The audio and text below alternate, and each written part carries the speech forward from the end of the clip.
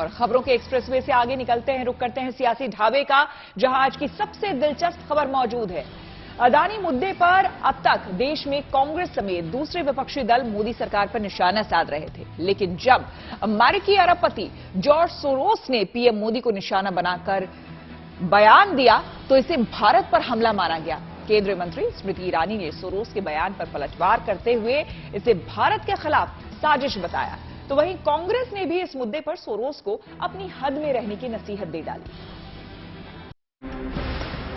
देश में मशहूर उद्योगपति अदानी को लेकर जारी सियासी संग्राम में अब हिंदुस्तान के बाहर के लोग भी दखल देने की कोशिश कर रहे हैं। हंगरी मूल के अमेरिकी अरबपति ने अदानी मसले को लेकर पीएम मोदी पर सीधा निशाना साधा है और दावा किया है कि भारत में एक लोकतांत्रिक परिवर्तन होगा। Modi is silent on the subject, but he will have to answer questions from foreign investors and in Parliament. This will significantly weaken Modi's stranglehold on India's federal government and open the door to push for much-needed institutional reforms. I may be naive, but I expect a democratic revival in India. अमेरिकी कारोबारी का प्रधानमंत्री मोदी पर निशाना BJP को चुभ गया है। बीजेपी कह रही है कि ये मोदी पर नहीं बल्कि देश पर हमला है। भारत के खिलाफ विदेशी साजिश को कभी कामयाब नहीं होने दिया जाएगा।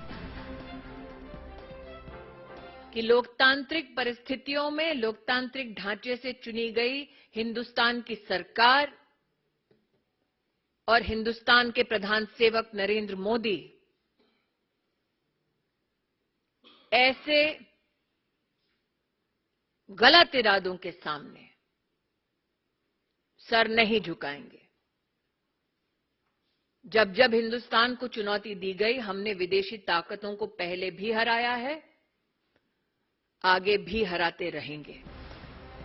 अदानी मसले पर विपक्ष लगातार सरकार की मोर्चाबंदी कर रहा है, जेपीसी की मांग कर रहा है, लेकिन जब हिंदुस्तान के अंदरूनी मामले में किसी बाहरी नागरिक की ओर से दखल की कोशिश की गई तो यहां कांग्रेस ने सोरोस मामले से पल्ला झाड़ लिया। कांग्रेस नेता जयराम रमेश ने ट्वीट करते हुए कहा, पीएम से जुड़ा अदानी घोटाला भारत में लोकतांत्रिक पुनरुत्थान शुरू करता है या नहीं, ये पूरी तरह कांग्रेस, विपक्ष व हमारी चुनाव प्रक्रिया पर निर्भर है। इसका जॉर्ज सोरोस से कोई लेना देना नहीं है। हमारी नेहरूवादी विरासत सुनिश्चित करती है कि उन जैसे लोग हमारे चुनाव परिणाम तय नहीं कर सकते। यहाँ बड़ा सवाल ये भी है कि आखिर कौन है जॉर्ज सोरोस, जो अचानक भारत की अंदरूनी मामलों में दखल देने की कोशिश कर सुर्खियों में आ गए, और उनका मकसद क्या है ये भी समझना जरूरी है। जॉर्ज सोरोस हंगरी में पैदा हुए अमेरिकी अरबपति हैं। वो सटोरिये शेयरों के निवेशक और व्यापारी हैं। सोरोस पर दुनिया के कई देशों की राजनीति और समाज को प्रभावित करने का एजेंडा चलाने का आरोप लगता रहा है। उन पर दुनिया के कई देशों में कारोबार और समाज सेवा की आड़ लेकर पैसे के जोर पर वहां की राजनीति में दखल देने के गंभीर आरोप लगते रहे हैं। आरोप है कि जॉर्ज सोरोस ने कई देशों में चुनाव को प्रभावित करने के लिए खुलकर भारी भरकम फंडिंग की है। यही वजह है कि यूरोप और अरब के कई देशों में सोरोस की संस्थाओं पर भारी जुर्माना लगाकर पाबंदी लगा दी गई। जॉर्ज सोरोस पर आरोप लगता रहा है कि वे जिस अकूत दौलत के दम पर दुनिया भर में दखल देते हैं, वो भी अनैतिक साधनों से जुटाई गई है।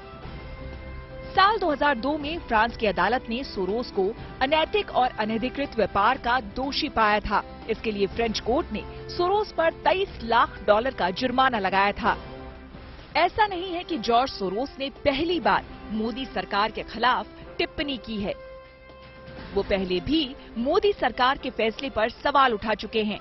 2020 में वो यहाँ तक कह चुके हैं कि भारत तानाशाही व्यवस्था की ओर बढ़ रहा है। लेकिन इस बार बीजेपी ने सोरोस की साजिश पर तीखा पलटवार किया। Bureau report, good news today.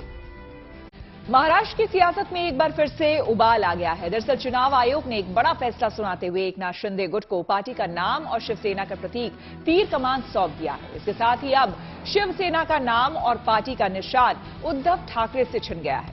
आपको बताते हैं आखिर ये मामला क्या है। दरअसल शिवसेना के नाम और पार्टी के सिंबल पर हक को लेकर विवाद था। उद्धव ठाकरे और एकनाथ शिंदे के बीच पिछले कुछ समय से तनातनी जारी थी। अब चुनाव आयोग ने एकनाथ शिंदे गुट को पार्टी का नाम और शिवसेना का प्रतीक तीर कमान सौंप दिया है। इस फैसले के बाद महाराष्ट्र के सीएम एकनाथ शिंदे ने कहा कि ये लोकतंत्र की जीत हुई है, लोग हमसे जुड़ रहे हैं, ये सत्य की जीत है, ये बाला साहेब के विचारों की जीत है। वहीं आयोग के फैसले पर शिवसेना सांसद संजय राउत बोले कि इसकी स्क्रिप्ट पहले से ही तैयार थी, देश तानाशाही की ओर बढ़ रहा है, जबकि कहा गया था कि नतीजा हमारे पक्ष में होगा, लेकिन अब एक चमत्कार हो गया है, लड़ते रहो।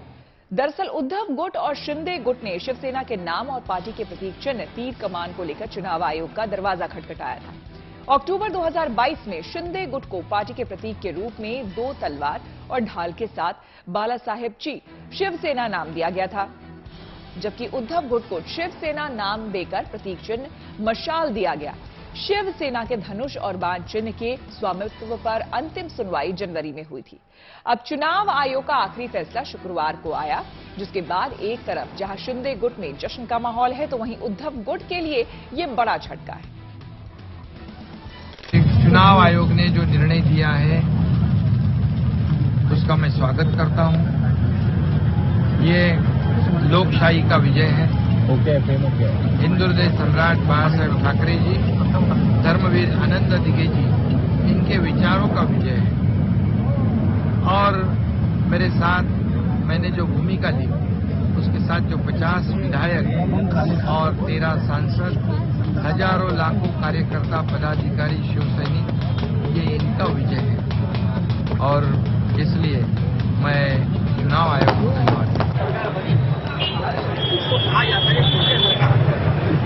करोड़ों रुपए ऊपर से नीचे तक पानी की तरह बहाया, वो पानी कहाँ तक पहुंचा ये आज देश ने देखा, लोकतंत्र ने देखा, लेकिन हमें कोई